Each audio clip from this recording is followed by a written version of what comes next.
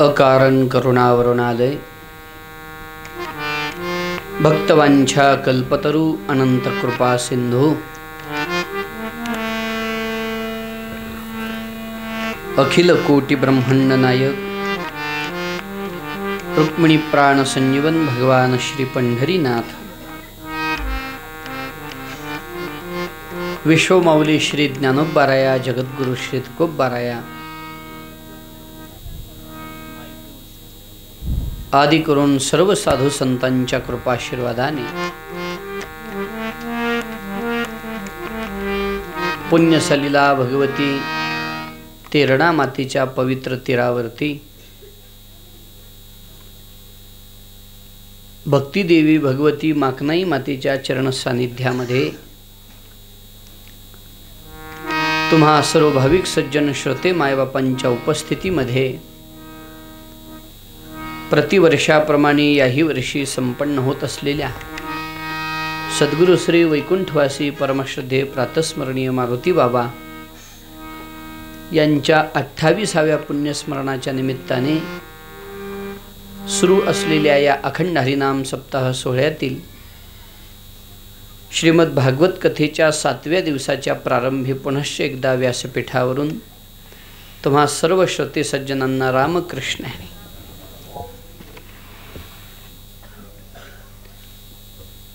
गेली 7 दिवसापासून आपण सर्वजण भगवत गुणानुवाद करण्याच्या निमित्ताने इथे एकत्रित येत आहोत.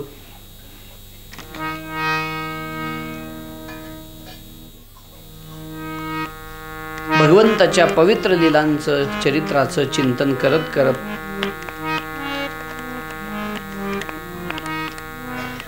परीक्षित महाराज आणि शुकाचार्यांचा संवाद वास्तविक पाहता देवाची कथा ही आपल्या अंतःकरणाला आकृष्ट करणारी आहे. आपल्या मनाचा एक स्वभाव आहे, जिथं गोड लागलं तिथं राहावं. मग त्या मनाला कुठं गोड लावायचं ते आपल्या हातात आहे.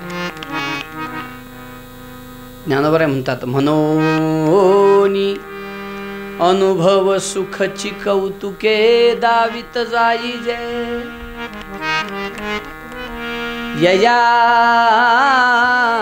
मनाचे एकनिके. इथं एकनिके शब्दाने खूप गोष्टी घडतात बघा. या मनाचं एकच चांगलं आहे, बाकी सगळं वाईट आहे. सगळं वाईट आहे म्हणजे काय काय वाईट आहे त्याच्यासाठी शास्त्र पडले. या मनाचा न धरी विश्वा मनाजी पाटील देह गावचा विश्वास धरू नका त्याचा घात करील नेमाचा पाडील फासे. मनाचं वाईट लक्षण आहे. अजून काय या मनाचं लक्षण? अर्जुनाने 4 गोष्टी सांगितल्यात ना. चंचलम हि मनः कृष्ण प्रमाथी बलवत दृढम. 4 गोष्टी आहेत. काय काय या मनाचं? पहिली गोष्ट आहे मन चंचल आहे. दुसरी गोष्ट प्रमाथी आहे. तिसरी गोष्ट बलवान आहे. आणि चौथी एक गोष्ट चांगली आहे ती म्हणजे दृढ आहे. एखाद्या गोष्टीत गुंतलं की सहजासहजी निघत नाही. चंचल आहे का? खूप चंचल आहे. न पुरती भ्रमणा दाही दिशा सप्तही पाताळे आकाशा. 10च्या 10 दिशाला सारखं भटकत राहणार आहे. न पुरती भ्रमणा दाही दिशा सप्तही पाताळे आकाशा. 7 पाताळात धावणार आहे. घाली उडी बळेची देखोनी फासा केलो या दोषा पाहुना. असं हे मन चंचल आहे. मन हे कैसे केवढे धरू जाता तरी न सापडे एरवी राहटावया थोडे त्रैलोक्यया निळिमा अंबरी मृगतृष्णा लहरी. ज्ञानोबराय म्हणतात या मनाचं वर्णन करताना, कसं आहे हे मन? आकाश निळा आहे का नाही? आकाशात निळा रंग कुठं आहे हो? कुठं आहे निळा रंग? पण निळं दिसतं की नाही? नाही म्हणावं तर दिसतं, आणि आहे म्हणावं तर शोधायला गेलं तर कुठं? निळिमा अंबरी मृगतृष्णा लहरी म्हणजे मृगजळ. मृगजळात पाणी दिसतं की नाही? धरायला गेलं तर. तसं मन या शरीरात चिरफाड करून शोधायला गेलं तर सापडत नाही. हा एरवी कसं आहे, वाया हे वायामन हे नाव, एरवी संकल्पची सावेव जयाचे निसंगे जीव दशा वस्तू. ज्याच्यामुळं वस्तू वस्तू म्हणजे आत्मतत्वाला जीव दशेला यावं लागलं ते मन, पण शोधायला गेलं तर कुठं आहे? मोठ्या मोठ्या न्यूरोसर्जनला सुद्धा सापडत नाही. भल्या भल्या अभ्यास करणाऱ्याला सूक्ष्मातिसूक्ष्म अत्यंत सूक्ष्म जे कुठल्या त्या हे बघायच्या वस्तूत सापडत नाही. सूक्ष्मदर्शी असतात ना त्याच्यात सापडत नाही. जसं आकाशातला निळेपण आहे, जसं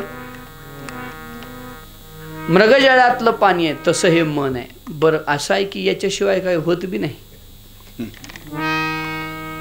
जगातली कोणती गोष्ट आहे जी मनाशिवाय होते? थोडा थोडा परमार्थ सोडला तर. बऱ्याच लोकांचा परमार्थ मनात नाही, पण करावा लागतो म्हणून होतो. हे उगं बोलायचा विषय झाला, पण मनाशिवाय काही होत नाही. या मनाला मग आकळायचं कसं? दिसला असतं तर धरून आणला असतं,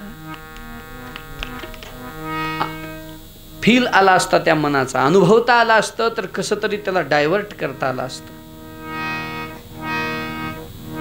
मग या मनाला साठवायचं कसं? एका ठिकाणी आणायचं कसं? याला एकच उपाय आहे. देवानं केल्याशिवाय ते एका ठिकाणी येत नाही. तुकोबराय म्हणतात की नाही, तुझ्या केल्या विन तुझ्या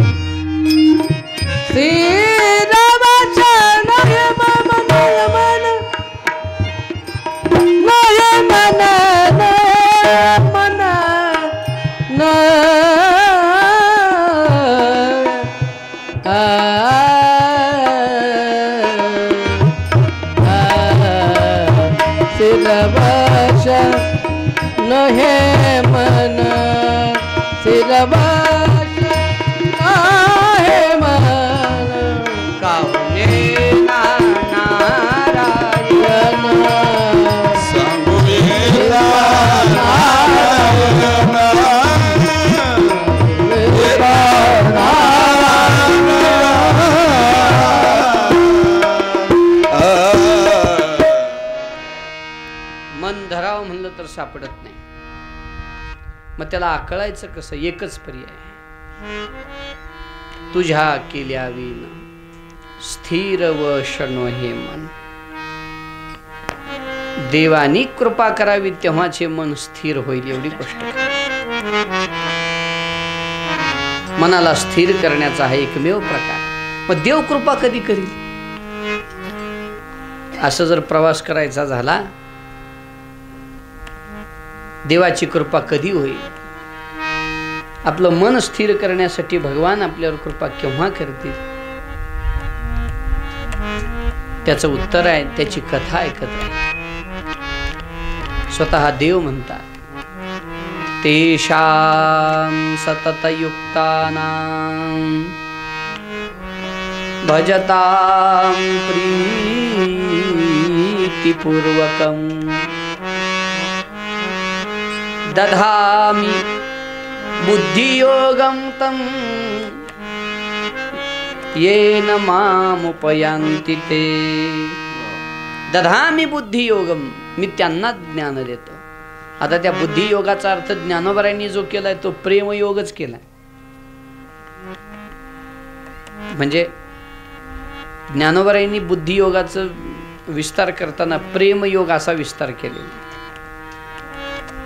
मोठ्या म्हणजे माणसाच्या चिंतनातून मी ऐकलेलं आहे ते असो, पण सांगण्याचा अर्थ असा आहे की भगवान त्याच्यावर कृपा करतात. कोणावर? तेषां सततयुक्तानां भजतां प्रीतिपूर्वकं. भजतां प्रीतिपूर्वकं, प्रेमपूर्वक जो भजन करेल. अंतःकरणानं देवाचं भजन केलं पाहिजे. भजनाचा अर्थ पुन्हा वेगवेगळा होतो. देवाचं गुणगान गात राहणं हे भजन आहे. देवाचं नामचिंतन करणं हे भजन आहे. संतांची सेवा करणं हे भजन आहे. ध्यान हे भजन आहे. वारी हे भजन आहे. भजन शब्दामधला जो भज शब्द आहे की नाही, त्या भज शब्दाचा अर्थ आहे सेवा. भज सेवायाम या अर्थ आहे.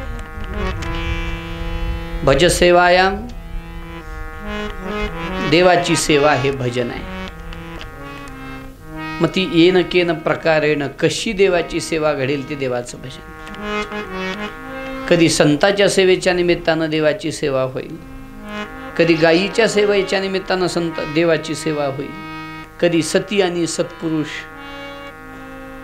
ज्ञानोबा म्हणतात ना, दानशील अशा महापुरुषांची सेवा करण्याच्या निमित्तानं देवाची सेवा होईल. ते सगळं भजनच आहे. थोडक्यात बोलू का? तुम्ही आम्ही इथं सगळे काय करायलो? कथा ऐकायलोत किंवा गायलोत, ही देवाची सेवा आहे. पण आता वारकरी कथा संपल्यानंतर जेवायला येतील म्हणून जे मागं स्वयंपाक करायले त्यांचं काय? आपण इथं बसून जे पुण्य आपल्याला पदरात पडतंय, त्यांना तिथं स्वयंपाक करून सुद्धा तेच फळ आहे. कारण तीही सेवाच आहे, ही सुद्धा तेही भजनच आहे. हे सुद्धा संध्याकाळी महाराजांच्या बाबांच्या मारुती बाबांच्या सेवेत आलेल्या वारकऱ्यांना खाऊ घालायचं आहे म्हणून एखादी माऊली 2 भाकरी करत असेल तर ते सुद्धा तिचं भजनच आहे. कोण जनरेटरची सेवा करायला ते त्यांचं भजनच आहे. कोण स्वयंपाकाची सेवा करते ते त्यांचं भजनच आहे. कोण इथं स्वच्छतेची सेवा करते ते त्यांचं. सगळे जेवण झाले की झाडून काढायची सेवा रात्री 12-1 वाजता सगळे करतात. ते काय आहे? भजनच आहे. ज्याच्यानं देवाच्या सेवेचा लाभ पदरात पडेल ते प्रत्येक कृती म्हणजे भजन आहे. भजन. मग त्यात शारीरिक, मानसिक, कायिक, वाचिक, मानसिक सेवा आपल्याला म्हणता येते. तुकोबारांनी एका अभंगात 3 सेवा मागितल्यात बघा, कायिक, वाचिक, मानसिक. पण तुकोबाराच्या याच्यात म्हणायचं झालं तर मानसिक, वाचिक आणि कायिक. कोणता अभंग आहे? आपण रोज म्हणतो, हेची दान देगा देवा, तुझा विसर न व्हावा. ही मानसिक सेवा. गुणगायीन आवडी, मी अखंड तुझं गुणगान माझ्या मुखानं गावं, हेच माझं सर्वस्व असावं, हेची माझी सर्व जोडी. वाचिक सेवा. न लगे मुक्ती धन संपदा, संत संग दे सदा. कायिक सेवा. आणि काया वाचा मनानं तुझी जर सेवा घडणारच असेल तर मग तुका म्हणे गर्भवासी, सुखे घालावे आम्हासी.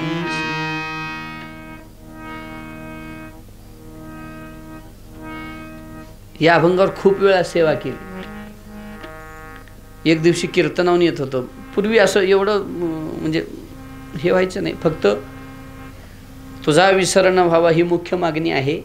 असं जर झालं तर आम्ही गुणगान तुझं गाऊ, आम्हाला सत्संगतीत ठेव असं म्हणायचं. एक दिवशी कीर्तनावून येता येता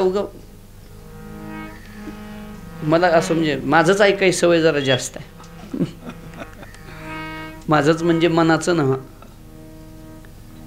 कीर्तन ऐकाय सवय आहे. हो, कीर्तनावर येत होतं, मला काहीतरी चुकल्यासारखं वाटायलं. माझंच ऐकायला होतं कीर्तन, पण चुकल्यासारखं वाटू लागलं. काय चुकलं बाबा, समाधानच वाटे ना, काहीतरी अभंगाची संगती चुकायल्यासारखं वाटलं. मग हा भाव सुचला की 3 सेवा तुकोबारांनी इथं मागितलेल्या, 3 प्रकारचं दान, कायिक, वाचिक आणि मानसिक. या प्रकारानं देवाची सेवा करता येणं शक्य आहे. तर कथा कीर्तनामध्ये जी सेवा आपली होते, ही सेवा 3 प्रकारची एकदाच होते बरं का. कशी? कायिक सेवा होते, शरीराला कष्ट होतं ना, पाऊल होतो, कायिक सेवा आहे. बसलेल्या माणसानं तसं निष्ठेनं बसलं तर एक प्रकारची ती कायिक सेवाच आहे. वाचिक सेवा काय होते? सांगणाऱ्याची तर होतेच होते, पण ऐकणाऱ्यांनी सुद्धा मध्ये मध्ये भजन घेतल्यावर जर म्हणलं तर, आता न म्हणणाऱ्याचा भाग वेगळा, पण म्हणणाऱ्याचं सांगू लागलं. वाचिक सेवा होते. आणि मानसिक सेवा काय होते? ऐकत असलेली कथा कीर्तन त्याचं पुन्हा मनन करणं ही मानसिक सेवा आहे. या 3ही सेवा इथं घडतात. म्हणून कथा ही आपल्या मनाला स्थिर करण्यासाठीचं, सेवा करण्याचं मुख्य साधन आहे. म्हणून पुन्हा पुन्हा देवाची कथा श्रवण करावी. त्याच्यानं पदरामध्ये मोठा लाभ पडल्याशिवाय राहत नाही. कायिक, वाचिक, मानसिक सेवा जर इथं झाली, श्रवण झालं, मनन झालं, त्याचं जर निदिध्यासन झालं, तर पुढं मोक्ष ठरलेला आहे. म्हणून ज्ञानोबराय म्हणतात, इथं मोक्ष असे आईता श्रवणाची माझी, कलियुगा माझी करावे कीर्तन, तेने नारायण देईल भेटी. अशी या कथेची महिमा आहे. म्हणून आपण गेली 7 दिवसापासून भगवत चर्चा करण्याच्या निमित्ताने इथे एकत्रित जमत आहोत. आणि तसाच जर विचार केला तर जवळजवळ ही 10वी कथा आहे आपली. आता आपण दरवर्षी इथं ही बाबांच्या सेवेमध्ये सेवा समर्पित करत आहोत. देवाचं चरित्र श्रवण, चिंतन, मनन करण्याच्या निमित्ताने इथे एकत्रित आलोत. कालपर्यंत आपण आपल्या कथेमधला भाग पाहिला होता. भगवान श्रीकृष्ण परमात्मा थोडेसे मोठे झाले, रांगू लागले, रांगता रांगता चालू लागले. चालताना भगवान टेका धरून चालतात. सगळ्या जगाला आधार कोणाचा आहे? बोला की. देवाला. जगाला म्हणजे सगळ्या जगाला आधार कोणाचा आहे? पण तोच देव गोकुळामध्ये मात्र आधार धरून चलतो. तुकोबाराय म्हणतात ना, तो हा गवळीयाचे घरी उंबरा चढता टेका धरी. टेका धरून चालतो परमात्मा. तुकोबारायांचे असे खूप अभंग आहे. विचार म्हणजे खूप चिंतनीय विषय आहे. अनंत ब्रह्मांडे उदरी हरी हा बालक नंदा घरी नवल केवडे केवडी नकळे कान्होबाचे कोडी पृथ्वी ज्याने तृप्त केली यशोदा त्यासी भोजन घाली.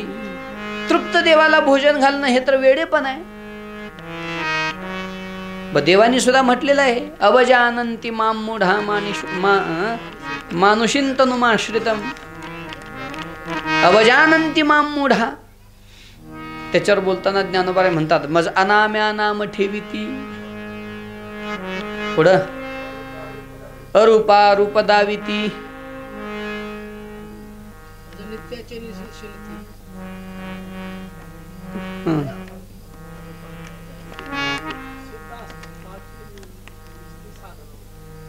हा सिद्ध असताची 9व्या अध्यायात आलेल्या ओव्या आहेत ना सगळ्या. आता मला वयामानाने ध्यानात राहीना जरा. हा कथा झाल्या आबाला भेटा त्यानं सांगाल सगळ्या ओव्या.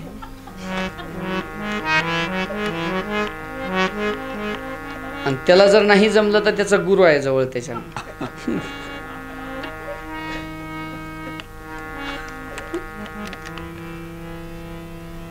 म्हणजे ज्ञानो. नाही तर तुम्ही वास्तव गुरुकडे संध्याकाळी जाचाल नाही असं पुन्हा माझी परेशानी. पुन्हा माझी परेशानी करचाल तसं काय करू नका. असो कुठवर आलं तर आपलं तिथं खूप देवानी विस्तार केलेला आहे. मला पाहणं झालं नाही पण मी तृप्त आहे तर मला भूक लागली असेल म्हणून इच्छा करतात मला हे करतात ते करतात. मग असं झालं यशोदेचं जीव घालणं देवाला. पृथ्वी ज्याने तृप्त केली त्याशी यशोदा भोजन घाली. पण हे कौतुक आहे महाराज. सगळ्या पृथ्वीला तृप्त करणारा परमात्मा जर तृप्त कुठं होत असेल तर यशोदेच्या घासानं तृप्त होतो. धावोनी ठेवन यशोदे भोजन यशोदे भोजन धावोनी या मागे यशोदे भोजन यशोदे भोजन धावोनी या मागे यशोदे भोजन यशोदे भोजन धावनिया मागे यशोदे भोजन यशोदे भोजन धावनिया मागे यशोदे भोजन यशोदे धावनिया मागे यशोदे भोजन यशोदे भोजन धावनिया मागे यशोदे भोजन यशोदे भोजन धावनिया मागे यशोदे भोजन यशोदे भोजन हिंडे रानो रान गाई पाठी हिंडे रानो रान हिंडे रानो रान हिंडे हिंडे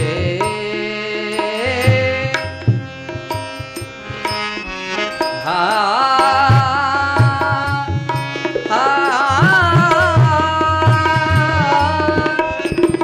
हिंडे रानो रान रानो रान गाई पाठी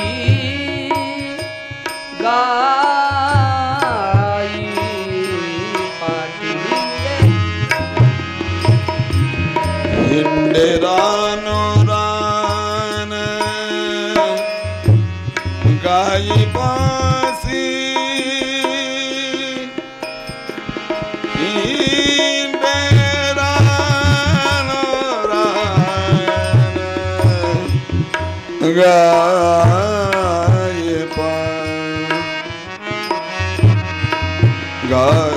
पासी हिंडेरानो रान गाई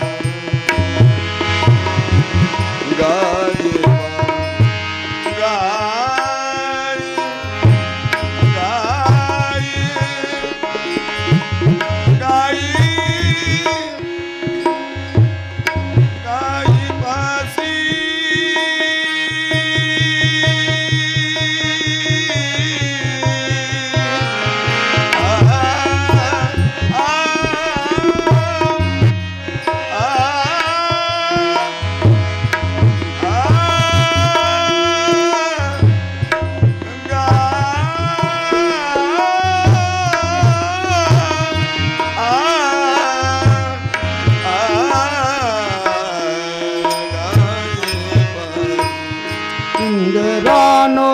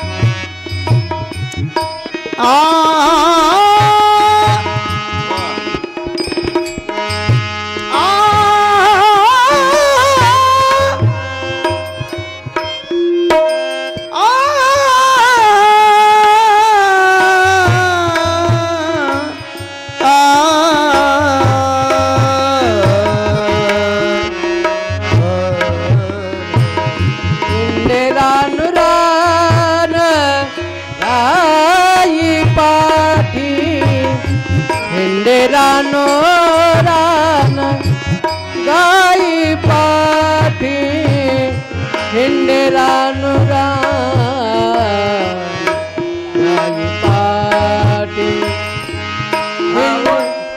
मागे यशोदे भोजन यशोदे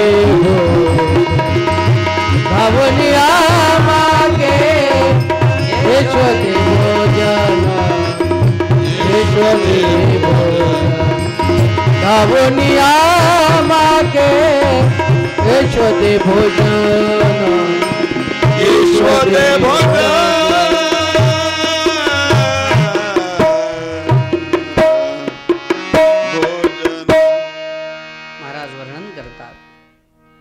धावोनिया मागे यशोदे भोजन.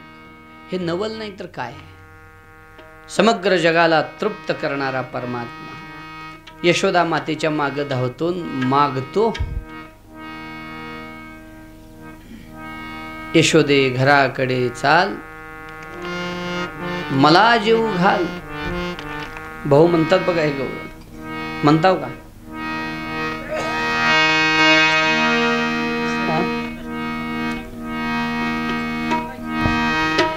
यशवंत तू घराकडे चाल, घराकडे चाल, घराकडे चल चल चल चल चल चल चल. यशवंत तू घराकडे चाल, घराकडे चाल, घराकडे चल चल चल चल चल. यशवंत तू घराकडे चाल, घराकडे चाल, घराकडे चल चल चल चल चल.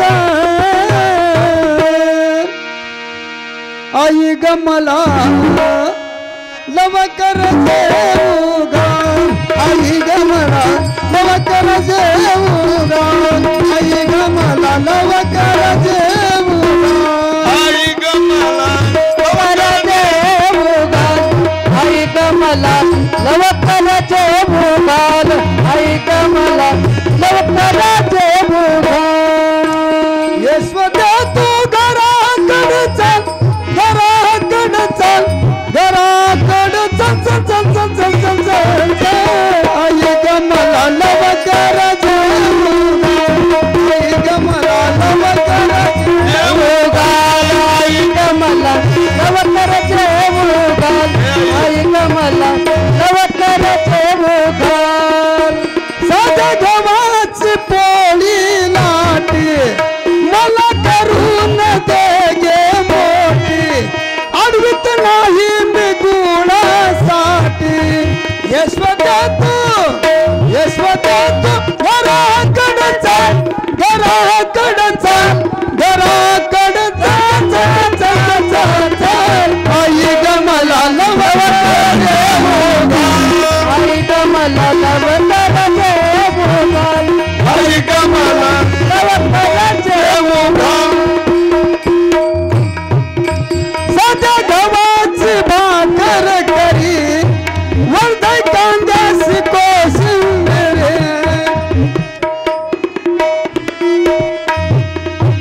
वर्धय कांद्याची कोशिंबीर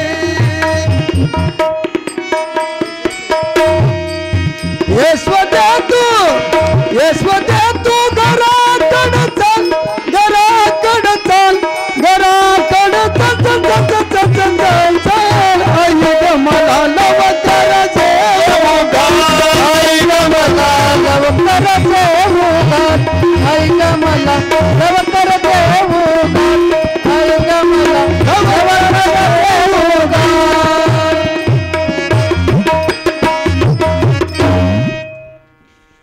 सगळी पृथ्वी ज्यानं तृप्त केली तो म्हणतो आई मला लवकर जेवू घाल साध्या गव्हाची बरोबर ना पोळी लाटी मज करून देई ग मोठी अडवित नाही तुपासाठी भगवंतानी म्हटलेलं आहे बाकीच्या राजभोगामध्ये तूप असल्याशिवाय देवाला नैवेद्य पूर्ण होत नाही पण यशोदामाईकडे तुपाचा अट्टहास देवाचा नाही जे आहे ते दे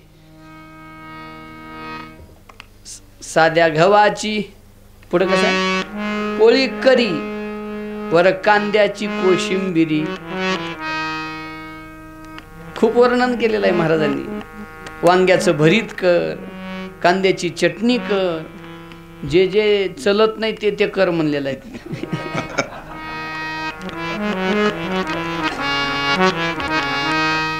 सांगण्याचा अर्थ असा आहे समग्र विश्वाला जीव घालणारा तिथं भुक्या असतो आणि त्याला तृप्त करण्याचं सामर्थ्य यशोदामाईच्या हातात आहे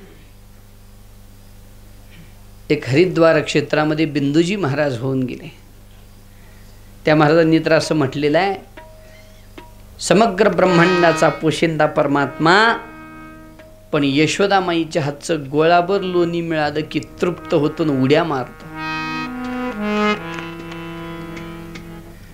जिनकी केवल कृपा दृष्टि से सकल सृष्टि को पलते देखा उनको गोकुल के गो रस पर 100 बार मचलते देखा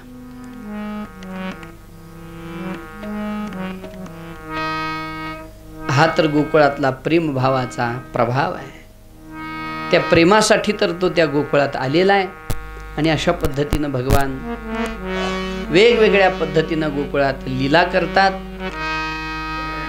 यशोदेकडे वेगवेगळ्या पद्धतीनं घराणे येतात काही गवळणी म्हणतात हा रात्री आमच्या घरीच येतो मडकेच फोडतो अमुक करतो तमुक करतो आई पहिल्यांदा दुर्लक्ष करते देवाच्या खोड्या वाढल्या म्हणून उखळाला बांधते तर अंगणातल्या विमल अर्जुनाचा उद्धार भगवान त्या उखळाच्या निमित्तानं करतात कोण आहेत हे विमल अर्जुन म्हणजे हे दोन वृक्ष कोण आहेत हे कुबेराची 2 मुलं आहेत. नारदांचा अपराध त्यांच्याकडून झाला होता. एकाचं नाव नलकुबेर आहे, दुसऱ्याचं नाव मणिग्रीव. नारदांनी शाप दिला म्हणून हे वृक्ष योनीत आले होते. पण भगवान श्रीकृष्णाच्या दर्शनानं त्यांचा उद्धार झाला. सर्व गोकुळवासियांना वाटू लागलं की नंद बाबाला लाला झाल्यापासून त्याच्यावर संकटच संकट येत आहेत. काय करावं? कोणीतरी म्हटलं जरा जागा बदलून बघा. म्हणून भगवंतांनी, नंदबाबांनी, सर्व ग्रामवासियांनी गोकुळाचा त्याग केला, म्हणजे गोकुळ सोडलं.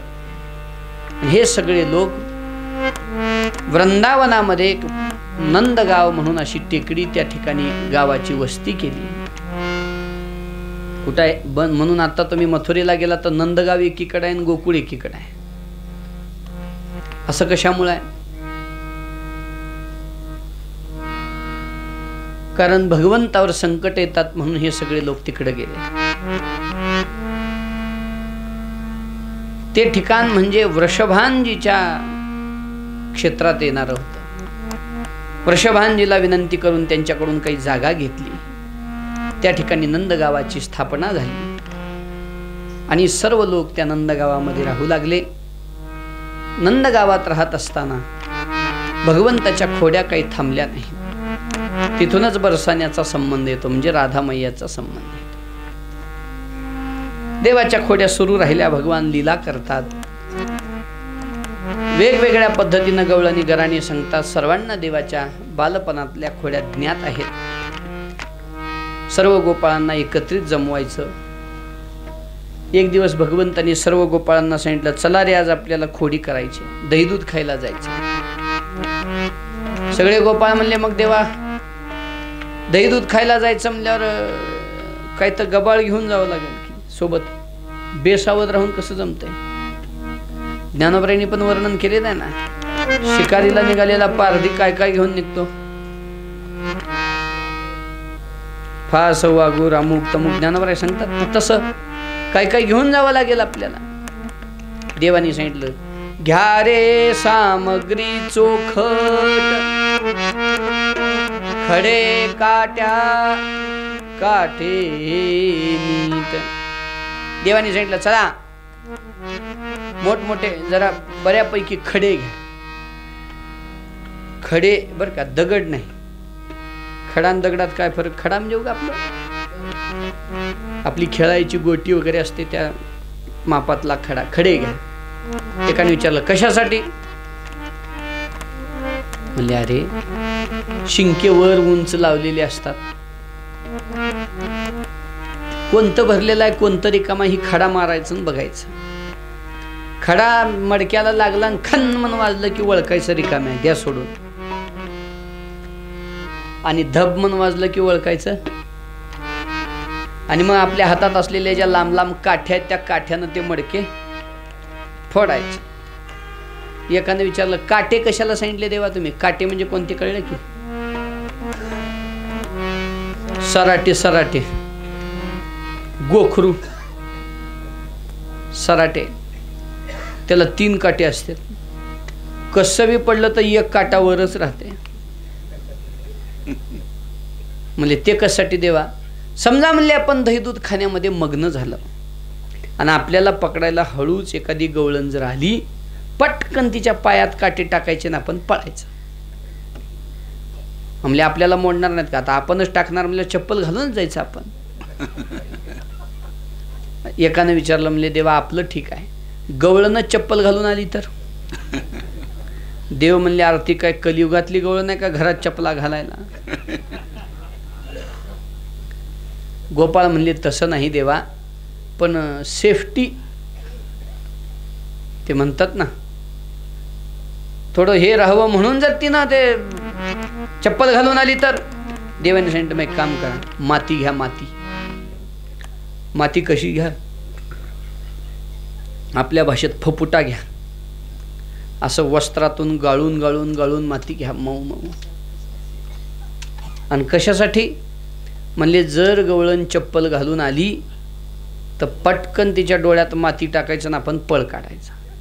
एकानं म्हणला माझ्याकडे बी एक डाऊट आहे देवा, समजा ती गवळण गॉगल घालून आली तर? देव म्हणले आता असले जर विचार करायचे असतील तर बसा म्हणे तुम्ही. तुका म्हणे सांडा घाटे तेने नका भरू पोटे, ज्याला खायचं आहे त्याने गपचूप चला. देवाने सगळी सामग्री घेतली आणि मग रोज एका घरी भगवान जेवायला म्हणजे आपलं दही दूध खायला जायचे. देव चोरी करीत होते म्हणजे काय चोरत होते हो? हा का ज्या घरात गेले तिथं गेल्यावर तिथले तांबेच खिशात घालून आण, चांगलं दिसलेलं तबकच उचलून आण, भजनाला गेलं तर गट्टेच खिशात घालून आण, हातोडीच उचलून आण, असलं करत होते.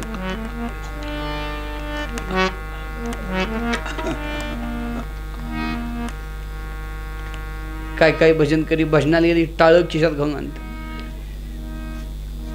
एक भजनी मंडळ 1 वर्षात 15 टाळ झाले त्यांच्याकडे, 1 रुपयाची वर्गणी न करता, कुणाचं मदत न घेता. विचारलं कस काय? आमले ज्या गावला गेलं तिथला एक आणला उचलून. उग विनोदाचा भाग आहे, पण सांगण्याचा अर्थ देव चोरी करीत होते म्हणजे काय चोरत होते? दहीदूध चोरायचे. म्हणजे भगवंताला त्याच्यातून एक आदर्श द्यायचा होता की आपल्या लेकरांना. बऱ्याच वेळेला असं होतं घरात दहीदूध खूप आहे पण मायबाप खाऊच घालीत नाहीत लेकराला. माझं तर स्पष्ट मत आहे, वारकऱ्याचं किंवा तुमचं आमचं पहिलं कर्तव्य लेकरांना भरपूर दहीदूध खाऊ घाला. ही जुनी माणसं जे हाडात वगैरे मजबूत आहेत त्याला कारणच आहे दहीदूध. आताचे पोरं काय खातात? चहा पाव, चहा बिस्किट. काय हे जिभीला चांगलं आहे पण जिभीचे चोचले अजिबात चांगले नाही, शरीराला त्याचा घात आहे. काही गोष्टी सुरुवातीला कठोर लागतात पण पुन्हा चांगल्या असतात. औषधाची कडवट पाणी होय अमृताची पुरवणी. म्हणून दहीदूध खाऊ घाला. काय काय माणसं म्हणतात लेकरं खातच नाहीत हो. मग मायबापाचं कामच ते आहे, त्यांच्या भल्याचं असेल आणि ते करत नसतील तर त्यांना करायला लावणं हे मायबापाचं. त्यांच्या भल्यासाठी एखादी कानाखाली वाजवली तर बिघडत नाही, याचा अर्थ असा नाही रोजच वाजवावी, पण खाऊ घाला ना. काय काय माय आमच्यात माय काय सांगते आमच्या पिंट्यानं तर का म्हणजे बारक्या बरं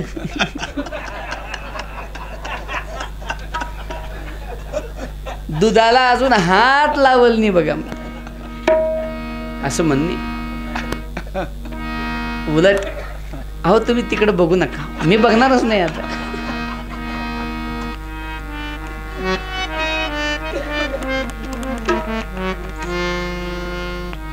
लेकरांना भरपूर चांगलं चांगलं खाऊ घाला.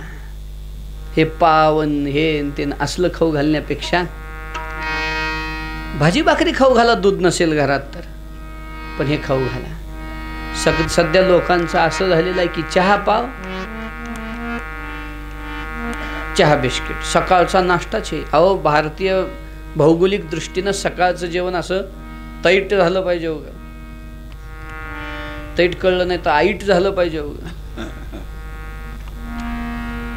पुन्हाची जेवण कशी व्हायची तसे होते. दुसऱ्या तिसऱ्या जेवणाला आपल्या आयुर्वेदामध्ये जास्त महत्व नाही. पहिलं जेवण पोटभर. म्हणून जुने लोक म्हणायचे न्याहारी रट्टून करा हो, पुन्हा काय बघत. सकाळचं जेवण राजासारखं, दुपारचं जेवण व्यापाऱ्यासारखं किंवा प्रवाशासारखं आणि संध्याकाळचं जेवण भिकाऱ्यासारखं. बघा आपलं काहीतरी खावण पाणी पिऊन झोपावं, आरोग्याला काहीच होणार नाही. ही नवीन प्रथा निघाली की रात्रीचं जेवण रट्टून जेवतात माणसं. सकाळी ब्रेकफास्ट, खा पोहेन खा सुशाला. जेवणाला थोडा वेळ असेल, 11-12 वाजणार असतील, तर 8-9 वाजता थोडंसं पोटाला आधार म्हणून आपलं ही एका दृष्टीनं काय म्हणावं त्याला, हा अपवाद आहे. नाश्ता म्हणजे अपवाद आहे, अपवाद. राजभोग नाही, तो अपवाद आहे. अपवाद म्हणजे कधीतरी करण्याच्या दृष्टीनं वगैरे वेळ होणार असेल तर थोडंसं आपलं पोटाला आधार द्यावा म्हणून तो अपवाद आहे. पण लोकांनी अपवादाला नियम बनवले. बऱ्याच लोकांकडून असं होतं की अपवादाला नियम बनवायची पद्धत सुरू झाली, पण नाही. आपलं कर्तव्य आहे लहान लेकरांना भरपूर दही दूध खाऊ घाला. बर, देवानी गोकुळात हे मांडलं होतं नंद गावात की आम्हा लेकरांना आधी द्या. त्याने म्हणले, ए ग बसा रे, कशाला सांगलं, डिरीला घालायचं पडले आम्हाला दूध, तुम्हाला कुठलं द्या. देव म्हणले, बर आम्हाला घ्यायचं कळतं म्हणून देवानी दह्या दुधाची चोरी केली. गोपाळांना भरपूर दही दूध खाऊ घातलं. वेगवेगळ्या पद्धतीनं यशोदेकडे घराने येतात. यशोदा एक दिवस चिडली, आपल्या घरातलं दही दूध आणून अंगणात बसली. बाई घरानं सांगायला आली की म्हणा, हे बघ तुझ्या घरातलं खाल्लंय का, घेऊन जा, जेवढं खाल्लंय तेवढं घेऊन जा. मही की मटकी भरी आंगन में आन धरी, तोल तोल लीजो सखी, तोल तोल लीजो सखी, जाको जे तो खायो है, गारी नाही दीजो, गरीबन को जायो. माझ्या लेकराला चोर म्हणायचं नाही. चोरतो चोरतो चोरतो म्हणून चोर म्हणाल, उद्या त्याच्या लग्नाला पुन्हा पोरगी कोण देणं गेलं कसं करावं.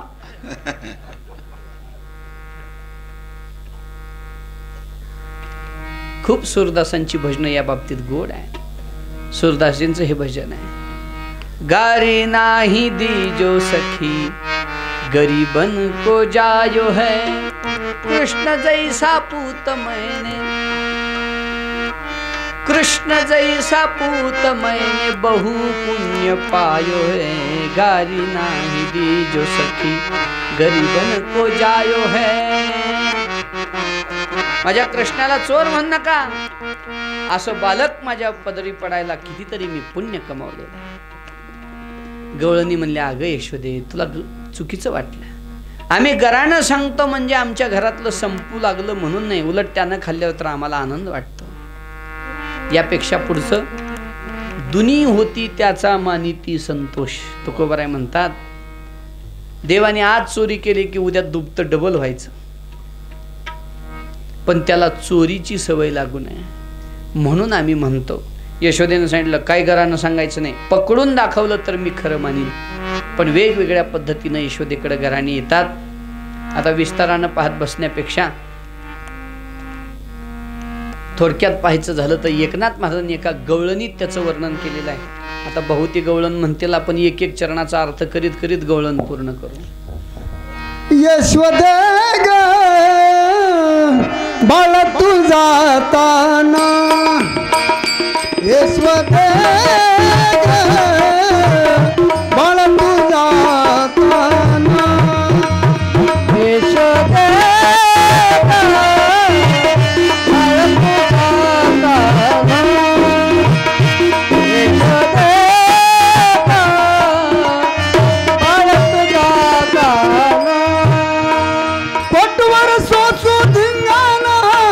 काही केलं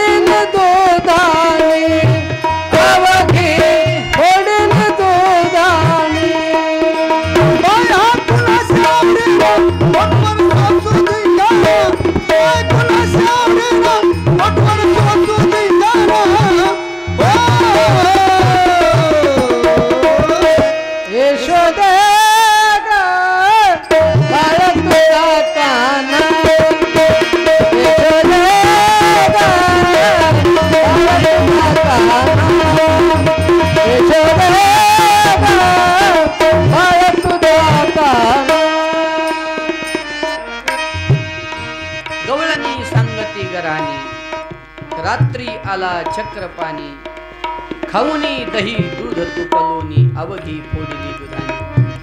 महाराज वर्णन करतात गवळणी घरानं सांगू लागल्या काय यशोदे रात्री आमच्या घरी आला दही दूध खाल्लं सगळे मडके फोडले असं एक घरानं सांगू लागली.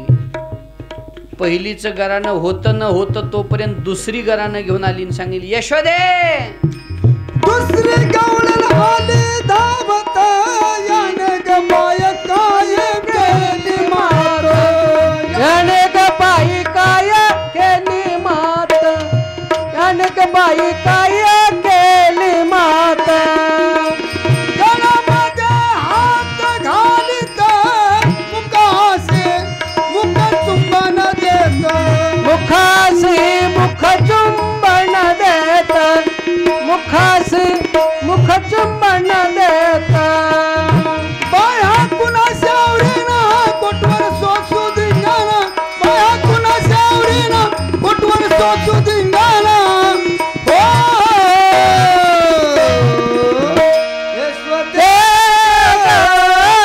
बाळ तुझा काना बाळ तुझा काना बाळ तुझा काना. दुसरीचं घरानं सांगणं चालू आहे. दुसरी काहीतरी घरानं सांगते तो तिसरी हजर झाली. तिसरी गवळण आली धावून याने ग बाय काय केली करणी म्हणे ग बाई काय केली करणी म्हणे ग बाई काय केली करणी. पतीची दाढी माझी वेणी दोयीशी बाई गाठ देवोनी दोन्हीच बाई गाठ देवणी दोन्हीच बाई गाठ देवणी. गाठ बाई कुणाशी सुटेना कुठवर सोसू धिंगाणा गाठ बाई कुणाशी सुटेना कुठवर सोसू धिंगाणा. यशोदे ग बाळ तुझा काना यशोदे ग बाळ तुझा काना यशोदे ग बाळ तुझा काना.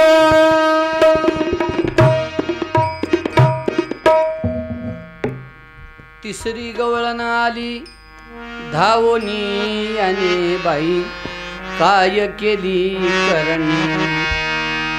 पतीची दाढी माझी वेणी दोन्हीची गाठ देवोनी. एकनाथ महाराज सांगतात गवळणी वेगवेगळे घराणे सांगतात आणि देवाकडे सुद्धा विकल्प किती आहेत बघा खोड्या करायचे. एका गवळणीचं डबल घराणं नाही सगळ्याचं वेगळं वेगळं घराणं आहे. भगवान वेगवेगळ्या लीला गोकुळात करतात. एक गवळण काय झालं होतं एक गवळण घराणं सांगायला यशोदेकडे आली आणि म्हणू लागली तुझा कान्हा आमच्या घरी येतो दही दूध खातो असं करतो. यशोदे ए बोल नका ग त्याला पकडून दाखव तर मी खरं मानीन. एवढ्यात यशोदेनं असं म्हटल्यानंतर तिनं दुसरीच बोलली मध्येच बर बर बर येऊ दे माझ्या घरी हातपाय बांधून तुझ्या पुढं आणते. देव असे लांब उभारून सगळं बघत होते. एका गोपाळाला इकडं बघ ए शिरदाम्या इकडे रे या मावशीच्या घरी आपण किती वेळा चोरी केली आहे. श्रीदाम्यानं सांगितलं एकदाही नाही. मग एवढं का बोलली ना. देव म्हणले तसं गोपाळ म्हणले देवा तसंच असते ज्याची चोरी झाली आहे ती म्हणते राहू द्या हो चोराला मारू नका पोलिसाकडे देऊ म्हणते. पण ज्याची चोरी झाली नाही तीच चोराला मारायला सगळ्यात पुढं. अशी ही दशा. देवाने सांगितलं मग आता उद्याची चोरी हिच्याच घरी करायची. ठरलं महाराज चोरी करायची आणि सर्व गोपाळांना घेऊन भगवान मध्यरात्री तिच्या घरी गेले. गवळणीनं सगळी तयारी केलेलीच होती कारण तिला माहिती होतं आपण कृष्णाला चॅलेंज दिलं म्हणजे सावध राहिलं पाहिजे. ते काय उगं भामट्या धपक्या थोडंच देतो म्हणले हा येतो म्हणलाय म्हणजे येणारच. तिनं घरी जाऊन सासू सुनाला वगैरे सगळं सांगून ठेवलं होतं. हे बघा गोपीनो सुनानो, लक्ष ठेवा, हा कृष्ण कुणीकडून येईल कसा येईल काही सांगता येत नाही, सावध रहा, है की नाही. घुम घुम करीती,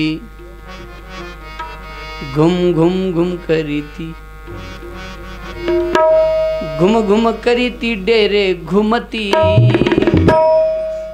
आनंदल्या गवळणी गवळणी, छंदे छंदे डोलती, आनंदल्या गवळणी गवळणी, छंदे छंदे डोलती, आनंदल्या गवळणी गवळणी, छंदे छंदे डोलती.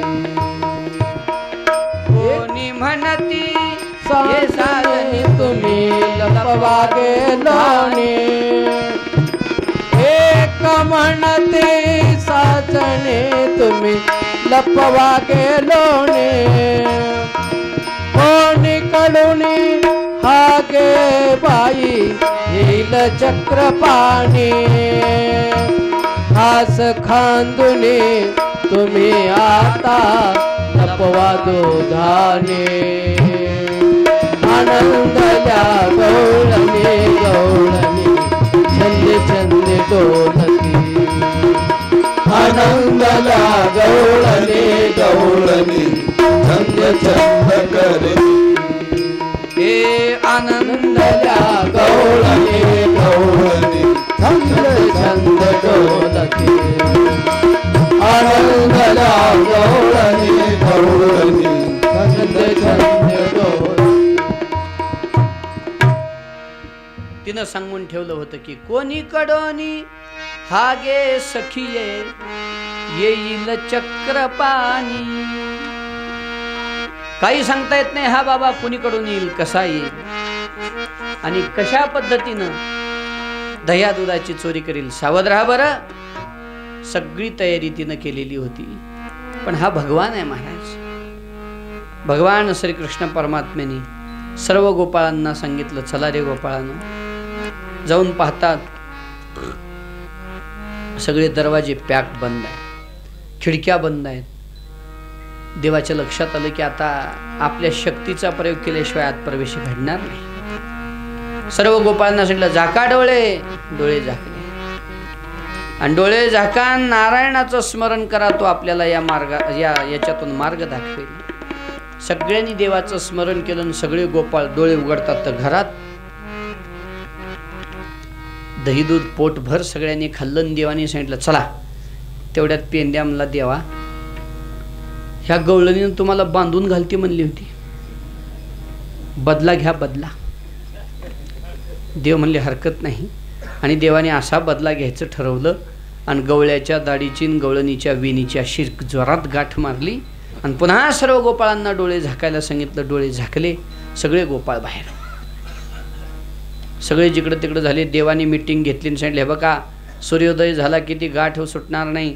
सगळे हा हा म्हणतात. सगळ्या गल्ल्या बोळात सगळीकडं त्यांचं हास्य झालं पाहिजे यासाठी तुम्ही योजना करा. आणि सूर्योदय झाला. गवळण उठली. पाणी तापवायला निघाली की गवळ्याच्या दाढीला झटका बसला. बा लाय एवढ्या ब्रह्ममुहूर्तावर माझी दाढी ओढतेस. तिनं म्हणली तुम्ही माझी विणी ओढलो. दोघांनी हात लावून चिमणी लावून पाहिलं तर दाढी वेणीची गाठ बसलेली आहे. शेवटी गाठ सोडण्याचा प्रयत्न केला. गाठ सुटलं जात नाही. चाकू आणायला सांगितलं. जा मला चाकू घेऊन ये. आता एक ध्यान धरा. चाकू घेऊन ये म्हणून सांगायला गोष्ट खरी, पण दाढी गुतली आहे का नाही. हां पुन्हा झटका बसला की त्यानं मला थांब थांब आता चाकू घेऊन यायचं नाही, आपणच चाकूकडे जायचं. जेथे जातो तेथे. अशा पद्धतीनं चाकूकडे गेले. या म्हाताऱ्यानं चाकू घेतला आणि वेणीकडून कापायला सुरुवात केली. तिने म्हटलं ओ थांबा, वेणी सौभाग्याचं भूषण आहे, माझ्या केसाला हात लावायचा नाही.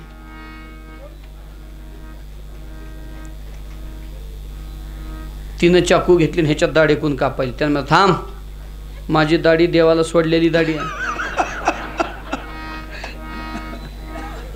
गाठ सुटली नाही, कापता आली नाही, जाळायला गेलं तर जळली नाही.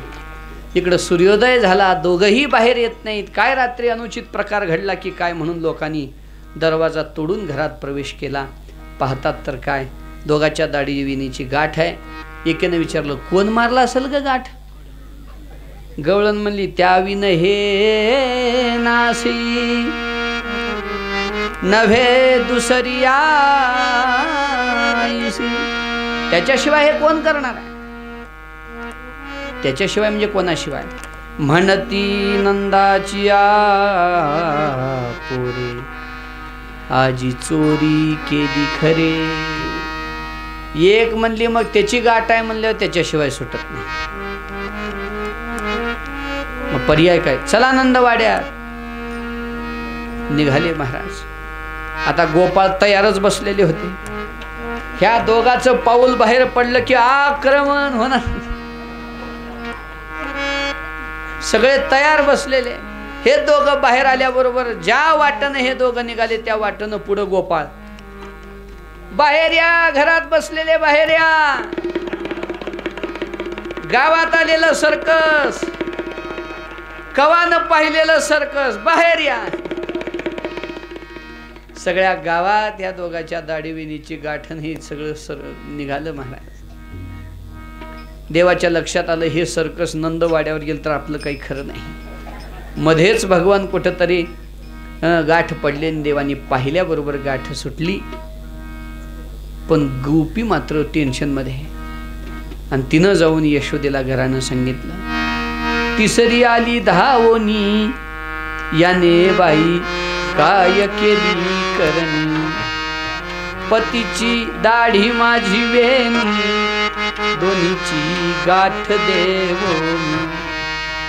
गाठ कोणाशी सुटेना कुठवरी सोसू धिंगाणा. यशोदे बाळ तुझा काना कुठवरी सोसू धिंगाणा. असे वेगवेगळे घराणे भगवंताचे यशोदेकडे येतात. आई तरी लक्ष देत नाही. पण एक दिवस मात्र सगळ्या गोकुळातल्या गवळणी एकत्रित आल्या. अवघ्या मिळोनी गवळणी आल्या नंदाचे अंगणी. आम्ही जातो गोकुळ सोडोनी आमुच्या सुना घेवोनी. हे बाई आम्हासी पहावे ना यशोदे बाळ तुझा कान्हा कुठवरी सोसू धिंगाणा. आम्ही गोकुळ सोडून जातो म्हटल्यानंतर आईला राहवलं नाही. ज्यांच्याबरोबर आम्ही इतके दिवस राहावं, ज्यांनी इतकं आमच्यावर प्रेम करावं, ते जर माझ्या मुलामुळं दुःखी होत असतील, गाव सोडण्याची भाषा करत असतील, तर मग मात्र आईनं कृष्णाला बोलवलं. सांगितलं, का रे बाबा, काय उणे का करीतोसी चोरी. किती सांगू तरी नाही कशी हरी. काय कमी पडलं तुला, का चोरी करतोस. आईसे ऐकता गरानी यशोदे नयनी आले पाणी. कृष्णा खोडी दे टाकूनी एका विनवी जनार्दनी. आईच्या डोळ्यात पाणी आलं. बडो घरानो नंद बाबाजी नित्य नवा माखन होय.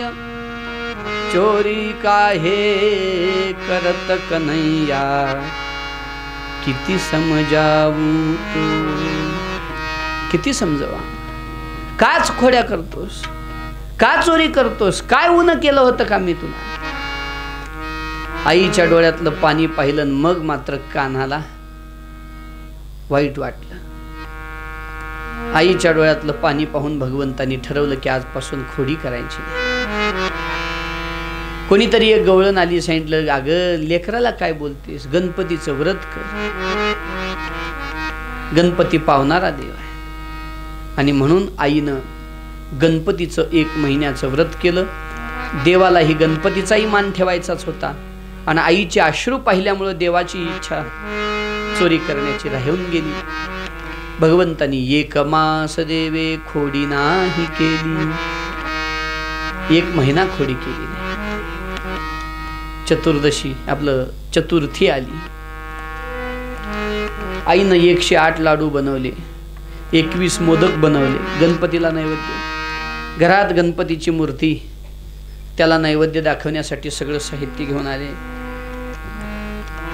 आईलाही आनंद वाटला की खरंच आहे गणपती पावला. देवानं खोडी करायची, कृष्णानं खोडी करायची बंद केली. आईला आनंद आहे. सगळे लाडू मोदक मांडले, पूजेचं साहित्य ठेवलं. धूप राहिला. नामदेव महाराज सांगतात धूप राहिला म्हणून आईनं सांगितलं का कृष्णा धूप घेऊन ये रे. देव म्हणले मला माहित नाही कुठे आहे, तुझ तू बघ. आईनं विचार केला आपणच आणावं. म्हणून आई धूप आणायला गेली की भगवंतानी गणपतीला बोलायला सुरुवात केली. म्हणले काय देवा गणपतराव, तुमचा मान म्हणून मी 1 महिना खोडी केली नाही, पण माझे गोपाळ सगळे उपाशी मारू लागलेत, कस करू. गणपतीनं म्हणलं मी तुम्हाला कुठं म्हणलो खोडी करू नका, तुमची जशी इच्छा देवा. देवाने सांगितलं आता हे मोदक आणि लाडू मला खायचे आहेत. गणपतीनं सांगितलं खावा देवा, 1 तर ठेवा. देव म्हणले हे सगळे लाडू अर्ध्या मिनिटाच्या आत भगवंताने खाऊन फस्त केले. गणपतीला सांगितलं तुम्ही सुद्धा लवकरात लवकर हला. गणपती गायब. भगवान त्याच देवघराच्या कोपऱ्यापाशी घाबरून बसले. आई धूप घेऊन येऊन पाहते तर गणपती नाही, मोदक नाही. लाला भयभीत झालेला आहे. विचारलं लाला काय झालं रे, मोदक कुठं आहेत. कृष्णाने सांगितलं आई मी नाही खाल्ले. आई म्हणली बरोबर आहे, तू नाही खाणार, एवढे कशी खाणं होतील तुला, काय झाले. देवाच्या लक्षात आलं की फासा पडलेला दिसतोय. देवानी लगेच युक्तिवाद केला आणि सांगितलं आई तुला सांगतो, तू गेलीस, एक उंदरावर बसलेला मोठ्या पोटाचा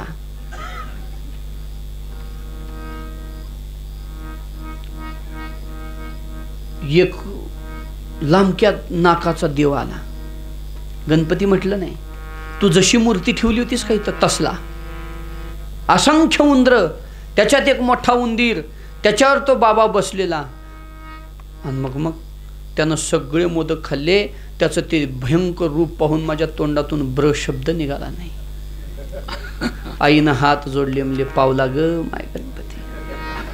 गणपती म्हणत होते मला उपाशी मारलं ह्या कान.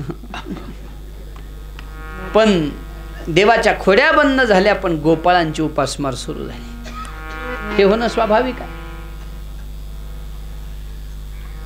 पुढाऱ्यानं राजकारण सोडलं की कार्यकर्त्याची उपासमार होणारच. म्हणून गोपाळांनी देवाला आग्रह केला कृष्णा आता तुम्हीच कृपा करा, आमच्या पोटाची व्यवस्था करा. देवानी सांगितलं अरे आई रडलेलं तुम्ही पाहिलं नाही का. आईला रडवून आपण चोरी करण्यात काय अर्थ आहे. गोपाळ म्हणले ते आम्हाला ठाऊक नाही. आई रडू नाही वाटतं ना, मग तुझ्याच घरचं खाऊ घाला मला. देवानी सांगितलं माझ्या घरचं खाऊ घालायला अडचण नाही, पण आईनं पाहिलं तर कायमची भाकर बंद होईल. मग गोपाळ म्हणले आम्हाला ते माहिती नाही, तू आम्हाला खाऊ घातलं पाहिजे. आणि सर्व गोपाळांच्या आग्रहाखातर भगवंतानी आपल्याच घरी चोरी करायचं निश्चित केलं. गोपाळांना सांगितलं दुपारच्या वेळेत माझी आई झोपलेली असते, त्या वेळेत आपण सर्वजण नंदवाड्यात प्रवेश करू आणि आई उठायच्या आत दही दूध खाऊन वाडा सोडू. गोष्ट ठरली. देवानी सगळ्यांना ताकीद केली. याल तरी या रे लागे, अवघे माझ्या मागे मागे, आजी देतो पोट भरे पुरे म्हणालो.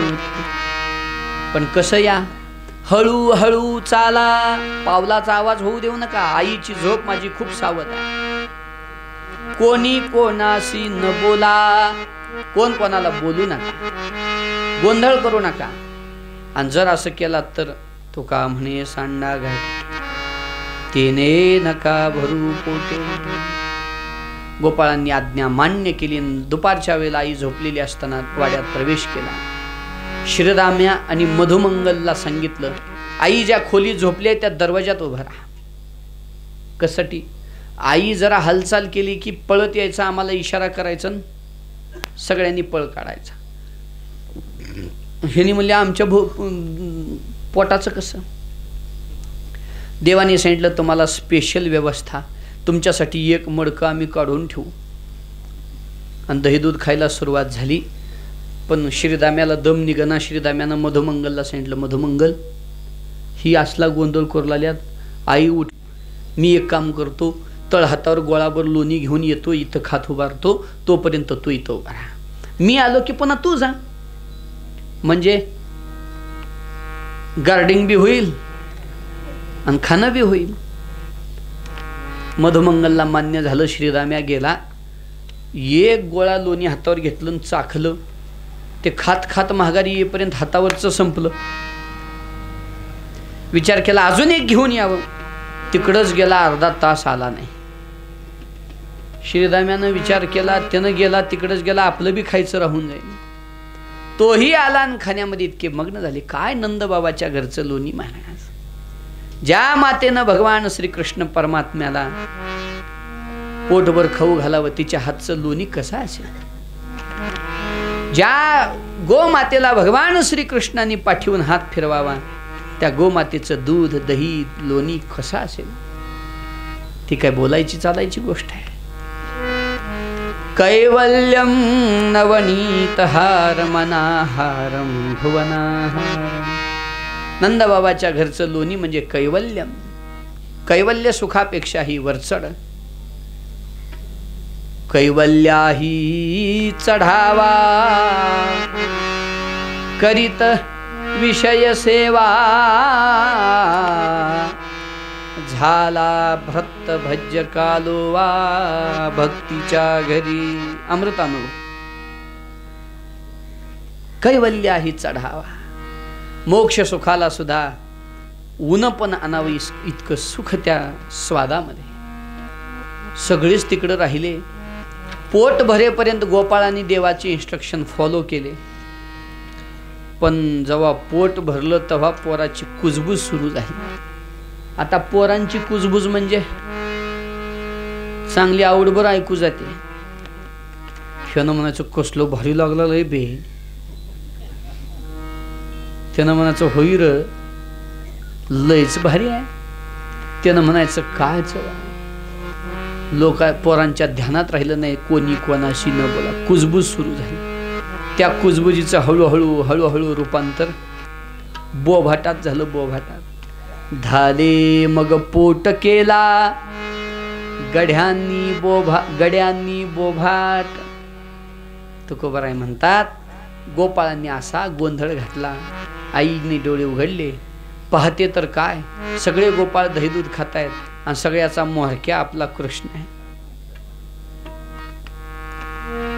आई उठलेली पाहिले, जे सगळे पळाले. आता शिंके उंचावर होते म्हणून देव दोघा तिघाच्या खांद्यावर चढून शिंक्यावर उभे होते, म्हणजे शिंक धरून उभे होते. खालचे पळून गेले, देव लटकले शिंक्यालाच. आई छडी घेऊन हातात आली, हातात छडी घेऊन आली. देवाला मारणार इतक्यात भगवंतांनी उडी टाकली, देव पळाले. आई छडी घेऊन मागस गावभर पळाली. देव सापडले नाहीत. आई म्हणायची थांब कान्ह्या. देवाने म्हणायचं हातातली छडी टाकून दे मग थांबतो. आई म्हणायची थांब म्हणते तुला. देव म्हणायचे छडी टाकून दे, थांब, छडी टाकून दे, थांब. असं करता करता गावभर फिरून झालं. आईनं छडी टाकून दिली. भगवान पळत येऊन आईला आलिंगन देतात. या रूपात विद्वानांनी अर्थ असा केलेला आहे, आपल्या हातातली अहंकार रूपी, प्रतिष्ठा रूपी, पद रूपी, व्यक्तिगत प्रतिष्ठित परिचय रूपी अशी कुठलीही छडी हातात नसावी. त्यालाच परमात्मा जवळ करतो. तुका देखो नी एकला वैकुंठी हुनी हरियाला. तुका देखो नी एकला. त्या एकलामध्ये अहंकार नाही, द्वेष नाही, मत्सर नाही, दंभ नाही. अनात्म पदार्थाविषयीचा अभिमान, एकदम निर्मळ निर्मळ निर्मळ स्पष्ट स्वच्छ जीवन जिथं आहे असं निखळ जीवन व्हावं. परमात्मा सहज हृदयात येऊन वस्ती केल्याशिवाय राहत नाही. यशोदामाईच्या लक्षात आलं यांना आलिंगन दिलंय म्हणजे लाडी गुडी लावायला आलिंगन दिलंय. आईनं सांगितलं कान्ह्या खूप ऐकलं तुझ्याविषयी, मनात कधीच वाटलं नाही तू खोड्या करत असशील म्हणून, पण आज पाहिलं आता मात्र तू गावात राहायचं, गायी घ्यायच्या आणि वनाच्या दिशेनं जायचं. आता आज्ञाच अशी होती की गायी घेऊन वनाच्या दिशेनं जायचं. आईची आज्ञा शिरसावंद्य मानून भगवंतांनी सर्व गोपाळांना सांगितलं, गोपाळांनो आईनं मला आदेश दिलेला आहे की आता गावात राहू नको म्हणाली आहे आणि आईची आज्ञा मला पालन करावी लागणार आहे. मी वनात जातोय. गोपाळ म्हणले देवा तू गावात नसशील तर आम्ही गावात राहून काय करा, जिथं तू असशील तिथंच आम्ही, तू जिकडं तिकडं आम्ही. सगळ्या गोपाळांचा हा भाव पाहिला. देवाने सांगितलं मग चला आता सर्वांनी एक काम करा, उद्या सूर्योदयाला सर्व गोपाळांनी आपापल्या गायी घ्यायच्या आणि वनाच्या दिशेनं प्रस्थान करायचं. सर्व गोपाळांनी देवाच्या या शब्दाला मान्यता दिली आणि सूर्योदय झाला की सर्व गोपाळ एकत्रित जमले. खूप प्रमाण आहेत, आता सगळ्याला ज्ञात आहेत. वेळ झालेली असल्यामुळे आता न लांबवता थोडक्यात विचार करणार आहोत आपण. सूर्योदय झाला. रोजचा देवाचा पोशाख वेगळा होता, पण आज आईनं काही वेगळा पोशाख देवाला चढवला. खाली पितांबर आहे, गळ्यात वनमाला, मोरपिसांचा मुकुट, कपाळभर चंदन लावलं, मध्ये कस्तुरीचं बोट, थोडीशी कस्तुरी लावली, छोटंसं घोंगडं त्याची पट्टी करून देवाच्या डाव्या खांद्यावर दिले. एक लांब की वेताची काठी, एक गायी इकडे तिकडे पांगल्या तर सगळ्या गोळा करण्यासाठी लागणार छोटंसं शिंग देवाच्या जवळ दिलं.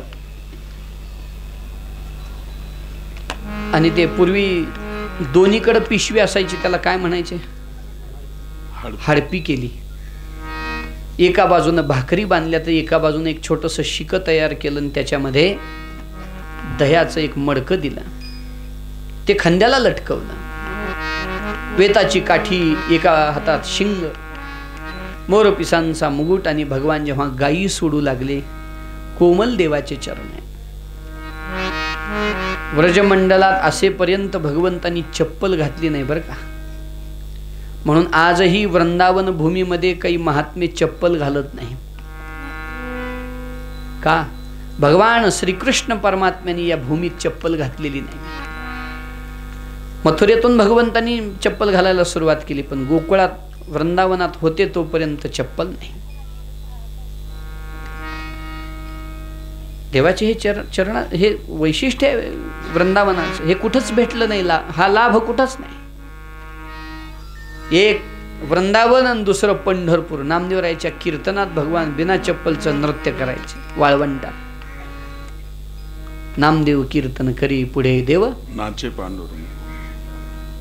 म्हणून पंढरीचं वाळवंट आणि यमुनेचं वाळवंट हे भगवंताच्या पदस्पर्शानं शोभान्वित झालेलं हे वाळवंट. भगवान निघाले गायी सोडून. देवाची पाठमोरी आकृती आईनं पाहिली आणि पुन्हा देवाला बोल, इकडे कान्हा. आणि आता घर सोडून वनात जातोय, काही त्याला चुकीची बाधा होऊ नये म्हणून आईनं आपल्या तळपायाची माती काढली आणि देवाच्या गालाला लावली. काय कौतुक आहे. ज्यांच्या चरणाचं दर्शन मिळावं म्हणून किती लोक प्रयास करताय. तुकोबराय म्हणतात, देवाच्या चरणापर्यंत मोक्षाला सुद्धा पोचता येत नाही. का पोचता येते? तुकोबराय म्हणतात ना, तुका म्हणे मोक्ष राहे अलीकडे. तुका म्हणे मोक्ष राहे अलीकडे. तुका म्हणे आहे अलीकडे तुका म्हणे मोक्ष आहे अलीकडे इतर बापुरे काय तेथे इतर बापुरे हा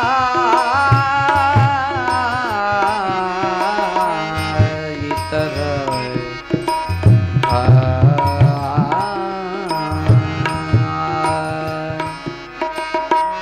इतर बापुरे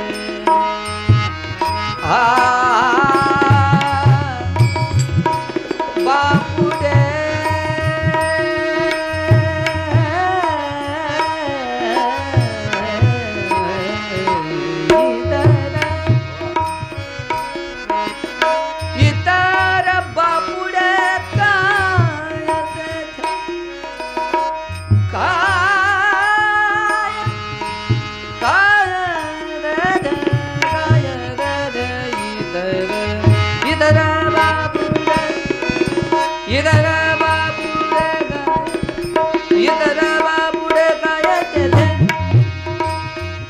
इतर बापुरे गायते परिया दुर्लभ विठोबाचे पाय परिया दुर्लभ विठोबाचे पाय परिया दुर्लभ विठोबाचे पाय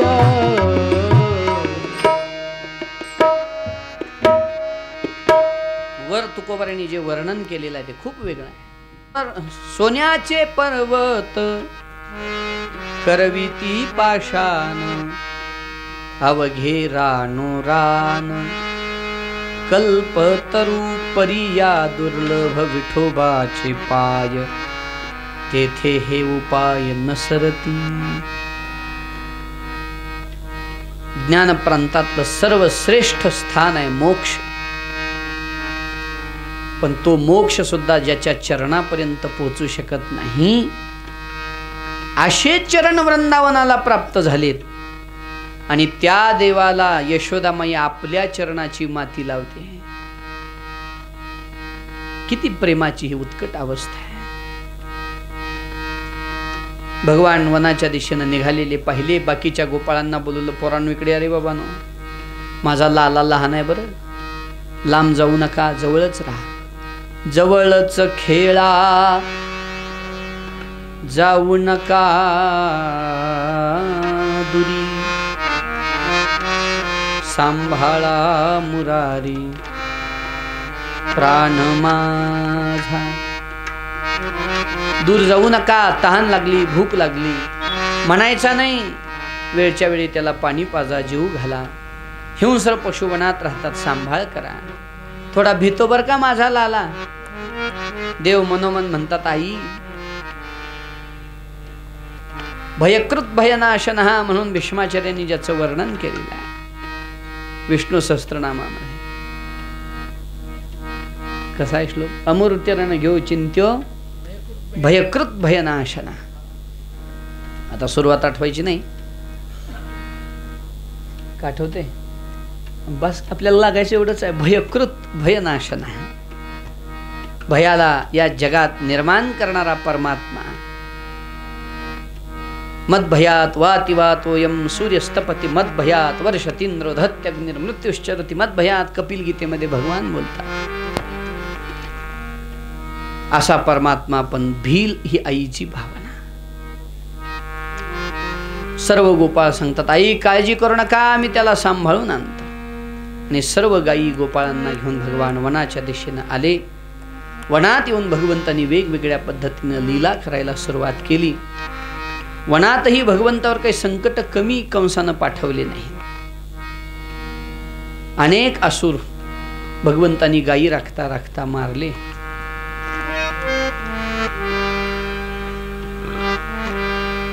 गायी राखताना प्रलंबासूर, अरिष्ठासूर, योमासूर, धेनुकासूर अशा अनेक असुरांचा वध भगवान करतात. वत्सासूर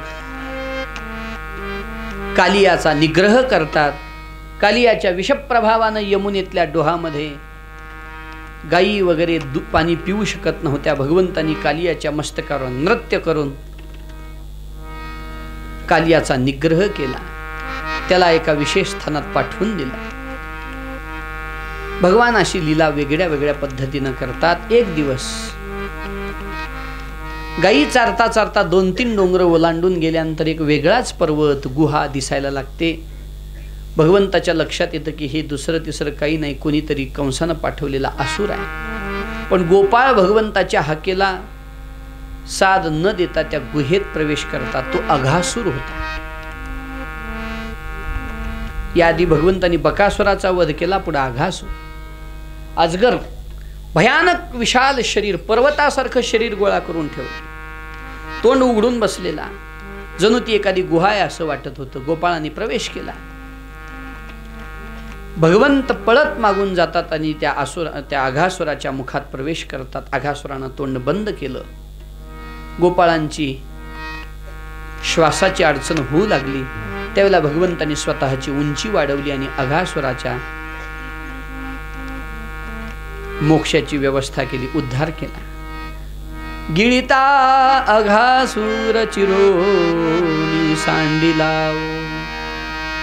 नळोबराय सांगतात की नाही, देवानी अघासुराला चिरलन, अघासुराचा उद्धार केला. तदनंतर भगवंतांनी वेगवेगळे खेळ गायी राखताना रोज खेळावे. इटी दांडू चेंडू लगुरी नाना परी खेळ मांडीला यमुनेचे तीरी. एक दिवस भगवंतांनी सर्व गोपाळांना सांगितलं, गोपाळांनो, आज मात्र उद्या मात्र आपल्याला काला करायचा आहे. सगळ्यांनी येताना सामग्री घेऊन या. म्हणले, देवा काय सामग्री आणायची? काही नाही, माझे आहे तैसे पाहे, नाही तरी घरा जाई, सोरोनिया माये नवनीत आणावे. माझं जसं दही दूध शिदोरी आहे तशी शिदोरी तुमची पाहिजे. एक गोपाळ म्हणला, देवा चांगले कोठोनी आणावे, गोपाळा आमचा दुबळा संसार. तुझं चांगलं आहे म्हणले, तुझी शिदोरी चांगली, निरुपाधिक शिदोरी आहे तुझी, शुद्ध सत्वगुणाची शिदोरी आहे, सच्चिदानंद शिदोरी आहे. आमचं काय? आमची शिदोरी जशी आहे तशी घे, नाहीतर आमचं वेगळं काम.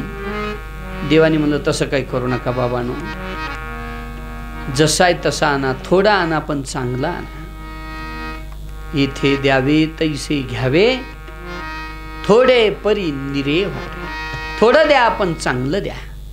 गोपाळांनी सांगितलं, हां असं काही तर म्हणलं असतं ठीक आहे, माझ्या आहे तसे पाहिजे, कुठून आणावं आम्ही? तू सच्चिदानंद घन, आम्ही कुठून आणावी ही स्थिती? सगळ्या गोपाळांच्या या शब्दाला देवानी मान्य केलं. दुसऱ्या दिवशी आपापल्या घरून गोपाळ शिदोऱ्या आणतात, एका झाडाला लटकवतात, गायी चरायला सोडतात आणि खेळ खेळतात. सगळ्या गोपाळांना भूक लागते. देवाला कशाची भूक आहे? देवाला भूक लागते का? देवाला भूक लागत नाही, तहान लागत नाही. चिन्मय शरीर आहे त्याचं, त्याला काय होणार आहे? पण गोपाळ थकलेले दिसले. गोपाळांनी देवाला म्हणायला सुरुवात केली, देवा खांदी भार पोटी भूक, काय खेळायाचे सुख. काय खेळायचं सुख? पोटात भूक लागलेली आहे आणि आता काय खेळण्यात मजा राहिली नाही. तो का म्हणे आता खेळ मोडावा. देवाची हे शब्द मान्य केले. आपलं गोपाळांचे हे शब्द देवानी मान्य केले. सांगितलं, घ्या शिदोऱ्या. सगळ्या शिदोऱ्या घेतल्या. देवानी त्या एकत्रित केल्या. सर्व गोपाळांना भोवताली गोल बसवलं. मध्यभागी भगवान उभे राहिले. आपली गायी राखायची वेताची काठी आणि शिंग डाव्या बगलेत धरलं. बासरी आपल्या कमरेला बांधलेल्या उपरण्यामध्ये खवली. डाव्या तळहातावर दही भाताचा गोळा घेतला आणि बोटाच्या सांदीमध्ये गाजर काकडी असे पदार्थ धरले. तत्फलान्यंगुलीषु. म्हणले, बर अजून काय केलं? सर्व गोपाळांना भोवताली बसून मध्यभागी उभे राहिले. हसत हसत हसवत हसवत भगवान जो काला करतात स्वर्गातल्या देवादिकांना त्याचा मोह व्हावा असा शुकाचार्य त्याचं वर्णन करतात। बिभ्रद्वेनुं जठरपटयोः शृंगवेतये च कक्षे वामे पाणौ मसृणकवलं तत्फलान्यंगुलीषु तिष्ठन्मध्ये स्वपरिसुहृदो। सर्व सुहृद गोपाळांच्या समागमामध्ये हासयन्नर्मभिस्वैः स्वर्गे लोके मिशति बुभुजे यज्ञ भुग्बालके दे। समग्र यज्ञाचा यज्ञ भोगता परमात्मा त्या ठिकाणी साक्षात गोपाल वेशामध्ये काल्याचा प्रसाद ग्रहण करतो। स्वर्गातले देव त्याची अपेक्षा करतात। स्वर्गे लोके मिशति बुभुजे यज्ञ भुग्बालके। भगवंताने असा काला त्या ठिकाणी साजरा केला। हा काला म्हणजे समतेचं प्रतीक आहे। हा काला म्हणजे सामाजिक समतेचं दर्शन घडवणार आहे। देवानी काला करत असताना सर्व गोपाळांना एका पंक्तीत बसवलं।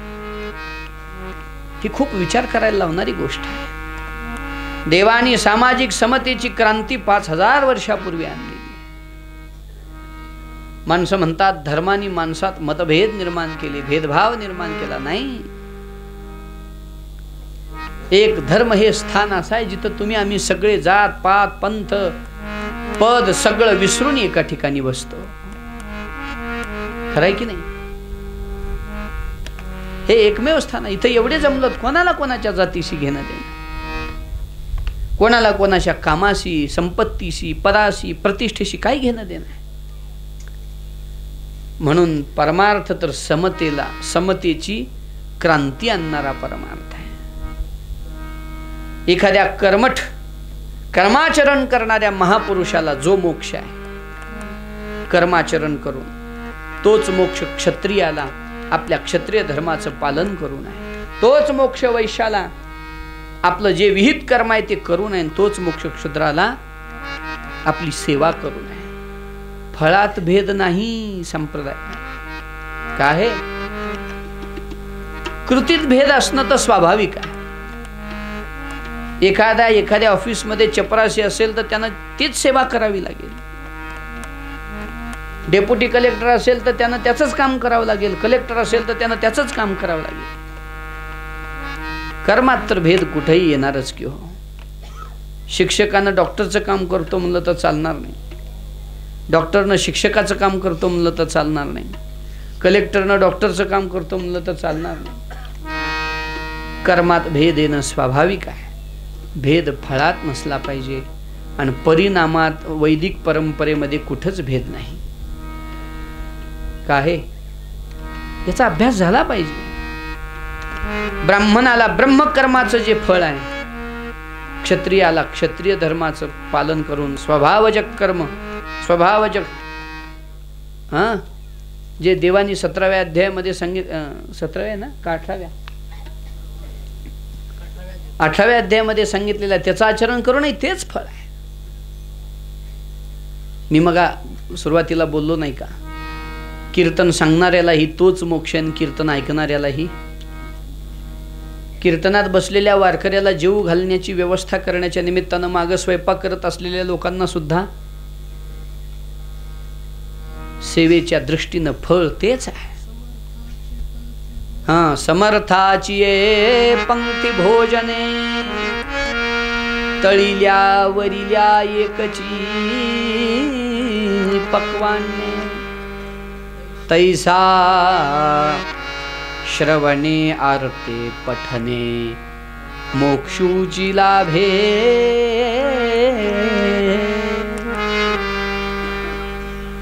म्हणून समता तर खरी इथं समता। काही झालं तरी कर्मात समता येऊ शकतच नाही। काही येऊ शकते? तुम्ही काही करा, कर्मात समता येऊ शकत नाही। ज्याचं काम त्यानंच करावं लागेल। मला पिटी वाजवा म्हणलं तर मी वाजवू शकत नाही. कर्मात समता येणार नाही. गुरुजींना कथा करा म्हणलं तर गुरुजी म्हणतील नका हो, आमचं हेच बरं आहे. समता कर्मात येणार नाही. ईश्वर गुरुजी म्हणतील आमची पिटीच बरी आहे. हां, वाढीव वाजवायला सांगा, वेगवेगळे राग वाजवायला सांगा, गायला सांगा, मृदंग वाजवायला सांगा, ते करू शकेन. आम्हाला त्यातलं जमणार नाही. कर्मात समता येऊ शकत नाही. त्यामुळं कर्माची समानता आणण्याचा प्रयत्न करण्यापेक्षा फळाची समानता आणण्याचा प्रयत्न केला. आजकाल लोक कर्माच्या समानतेसाठी धडपड करतायत. ती होऊ शकत नाही. स्त्री पुरुष समानता आली पाहिजे का? हो, आली पाहिजे. कर्माची समानता येऊ शकते? हां, स्त्री पुरुषाची कर्माची समानता येऊ शकते का? नाही तर मग असा कायदा पास करावा लागेल की पहिल्या वेळेला स्त्री गरोदर राहिली तर दुसऱ्या वेळेला पुरुषानं राहावं. का? समानता आहे. कर्मात समानता येत नाही. कृतीत समानता येऊ शकतच नाही. समानता आणायची असेल तर फळात आली पाहिजे. समानता यायची असेल तर बैठकीत येऊ शकते, विचारात येऊ शकते, फळात येऊ शकते. कृतीत समानता येऊ शकत. भगवंतानी काल्याच्या निमित्तानं फळाची समानता केली. सर्व गोपाळांना एका पंक्तीत बसवलं.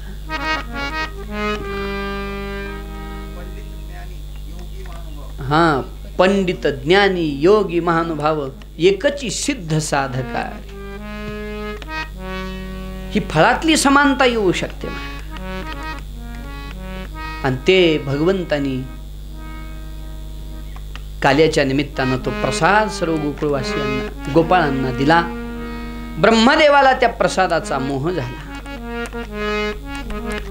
ब्रह्मदेवानी विचार केला की आपण काला मागायला जाऊ. ब्रह्मदेव आले आणि सांगितलं, ए कृष्णा, काला दे मला. तुम्ही कोण आहात? ब्रह्मदेव जर म्हटले असते मी गोपाळ आहे तर देवानी काला दिला असता.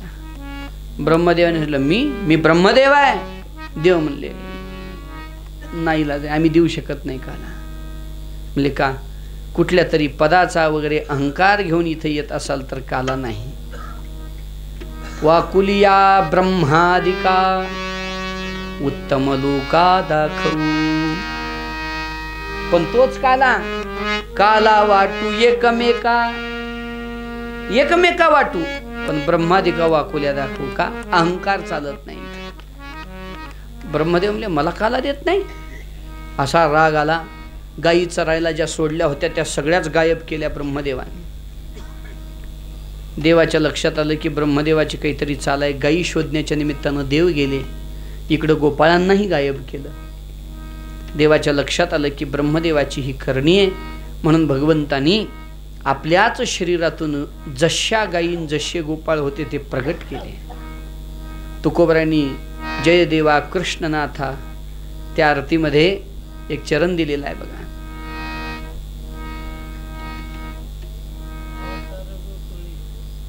हां, मला चरण लक्षात येईना. माव ब्रह्म्याने केली. तुकोबराय म्हणतात, इथं तुकोबरायांना राग आला ब्रह्मदेवाचा. देवाला त्रास देतो का म्हणून ब्रह्म्या शब्द वापरला. कौतुक देखावया माव ब्रह्म्याने केली. गायी वासरे, थोडं अक्षर इकडे तिकडे होत आहेत.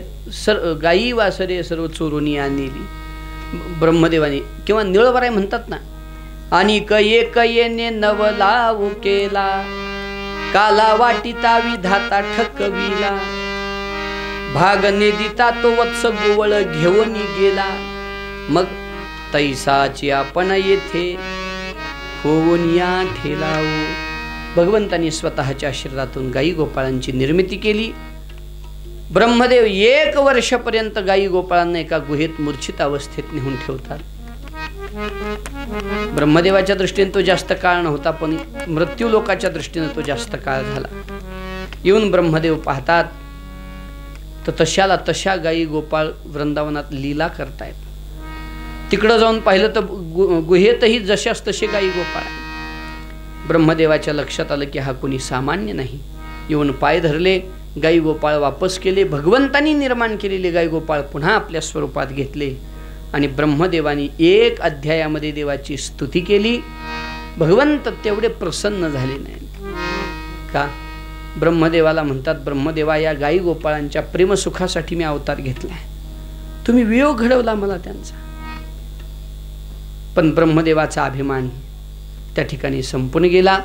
तदनंतर भगवान पावसाळ्यामध्ये, वर्षा शरद ऋतूमध्ये गायी चारतात, वणव्यातून गायीचं गोपाळांचं रक्षण करतात. पुढं दावाग्नी लागतो, त्याच्यातून गायी गोपाळांचं गोकुळवासियांचं रक्षण करतात. ही पूर्ण सर्व कथा आलेली आहे, त्याचा आपण सगळा विचार करणार आहोत, पण आता आज नाही, उद्याला करू, कारण 5:30 वाजलेले आहेत.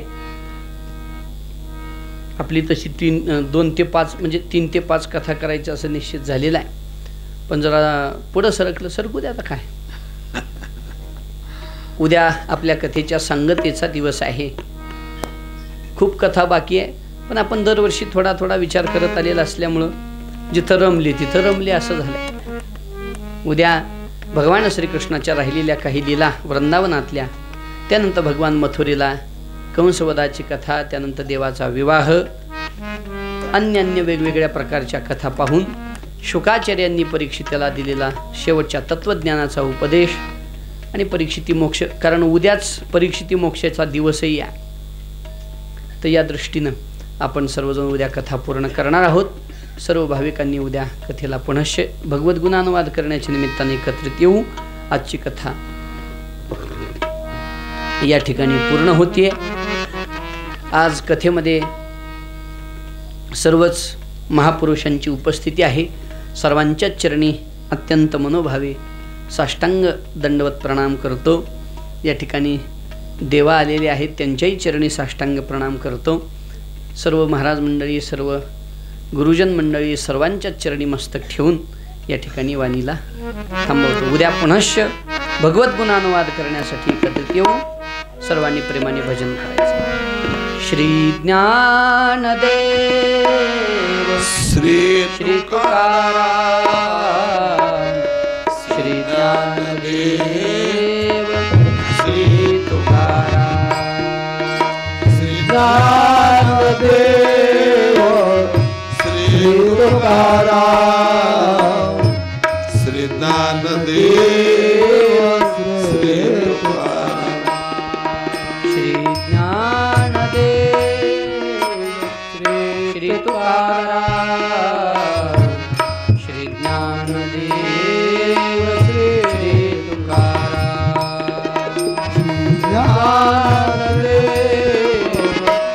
श्री तुकाराम, ज्ञानदेव श्री तुकाराम, ज्ञानदेव श्री ज्ञानदेव श्री तुकाराम, श्री ज्ञानदेव श्री तुकाराम, श्री ज्ञानदेव श्री तुकाराम, श्री ज्ञानदेव श्री तुकाराम, ज्ञानदेव श्री तुकाराम, श्री ज्ञानदेव श्री तुकाराम, श्री ज्ञानदेव श्री तुकाराम,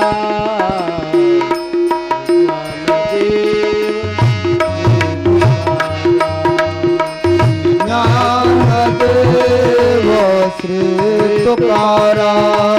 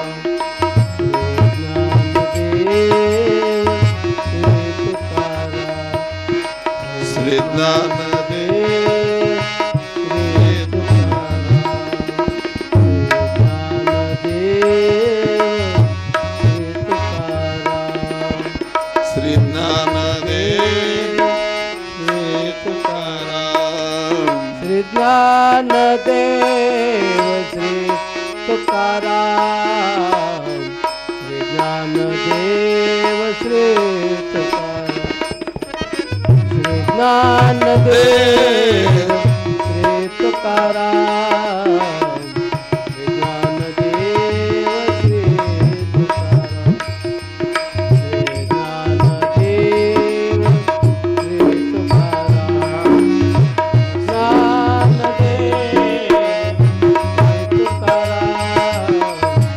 श्री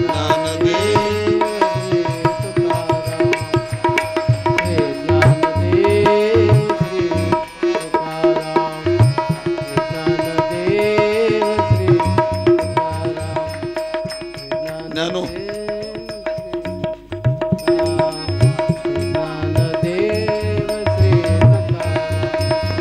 श्री ज्ञानदेव श्री तुकाराम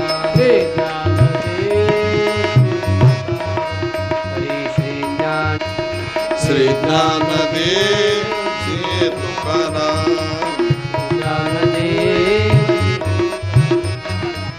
श्री ज्ञानदेव श्री तुकाराम श्री ज्ञानदेव श्री तुकाराम श्री देव श्री तुकाराम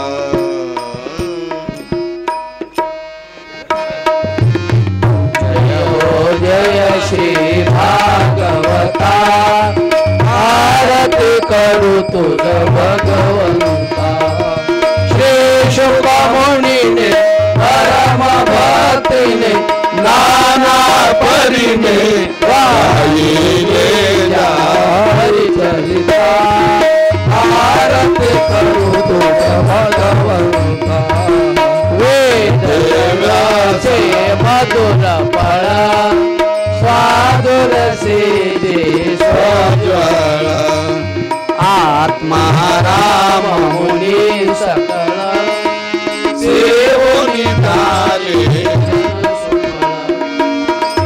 महापर्वणी आली अवनी ही अगहरणी भवजल तरणी पतिता आरती करू तुझ ये व्यासा साधक हरि गुण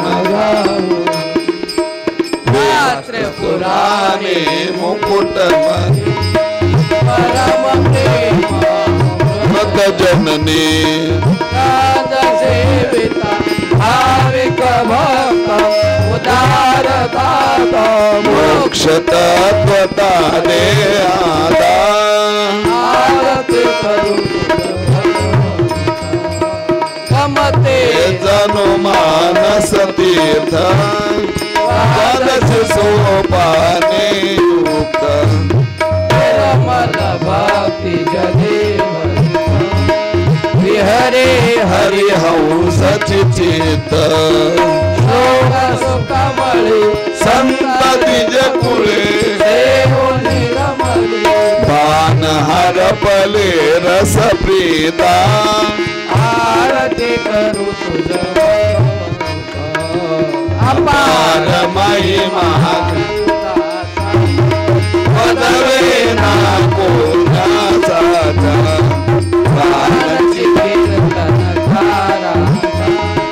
मेवा कविवर संताचा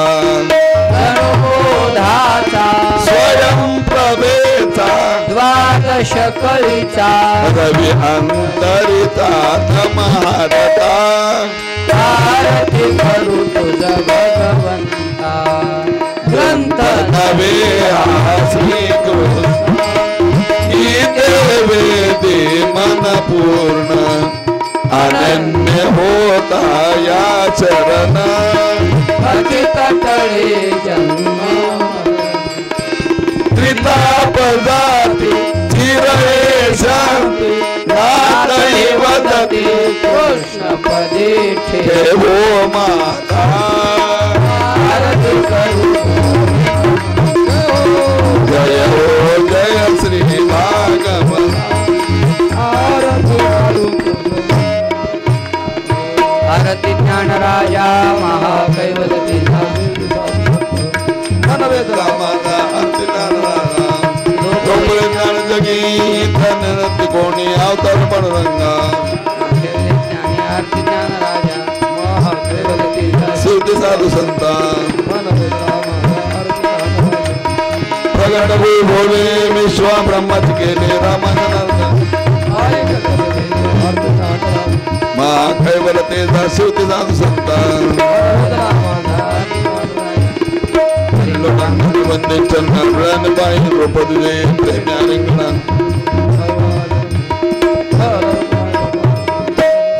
मागणी दे तुझ्या हे देशील रे पाहे पांडुरंगा या संतास निर्हे समजल्या आणि काही न मागो देवा तुझं म्हणे आता उदार तू होईल ते ज्ञानदेव ज्ञानदेव तुकाराम